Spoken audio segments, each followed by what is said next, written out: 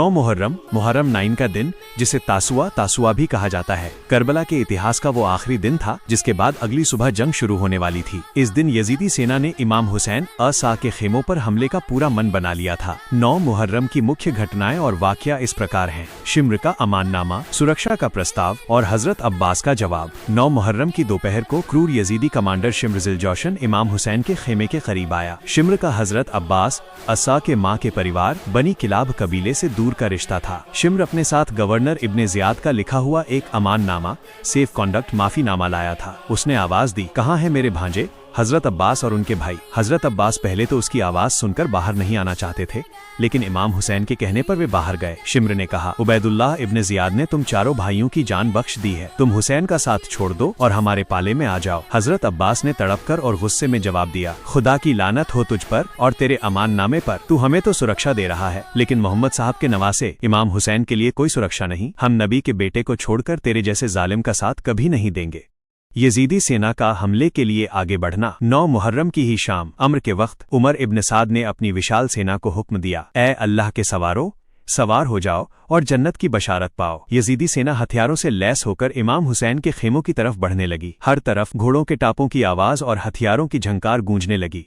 इमाम हुसैन द्वारा एक रात की मोहलत मांगना। जब इमाम हुसैन ने दुश्मन की फौज को आगे बढ़ते देखा तो उन्होंने अपने भाई हजरत अब्बास से कहा, भैया अब्बास, आप इनके पास जाइए और पूछिए कि ये क्या चाहते हैं, और अगर मुमकिन हो तो इनसे आज की रात 10 मुहर्रम की रात की मोहलत मांग लीजिए। इमाम हुसैन ने मोहलत मांगने की वजह बताते हुए कहा, अल्लाह जानता है कि मुझे उसकी इबादत करना, नमाज पढ़ना, कुरान की तिलावत करना और उससे दुआ मांगना कितना पसंद है। मैं ये आखिरी रात सिर्फ अपने रब की इबादत में गुजारना चाहता हूँ। हजरत अब्बास दुश्मन की फौज के सामने गए और इमाम का पैगाम दिया। पहले तो उमर इब्न साद हिचकिचाया, लेकिन फिर उसने कहा, हम तुम्हें आज रात की मोहलत देते हैं, कल सुबह 10 मुहर्रम को फैसला होगा। शबे आशूर 10 मुहर्रम की रात की शुरुआत। हमले के टलने के बाद करबला के मैदान में वो ऐतिहासिक रात शुरू हुई जिसे शबे आशूर कहा जाता है। इमाम हुसैन ने अपने सभी साथियों को इकट्ठा किया और चिराग दिया बुझा दिया।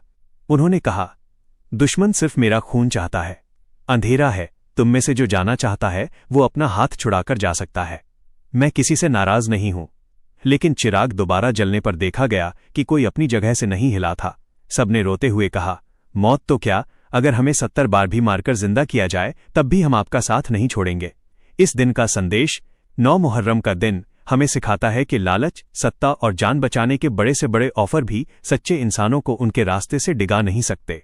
जहां एक तरफ दुश्मन खून बहाने को उतावला था, वहीं इमाम हुसैन और उनके साथी अपनी जिंदगी की आखिरी रात मौत के डर में नहीं बल्कि खुदा की इबादत और सजदे में बिता रहे थे।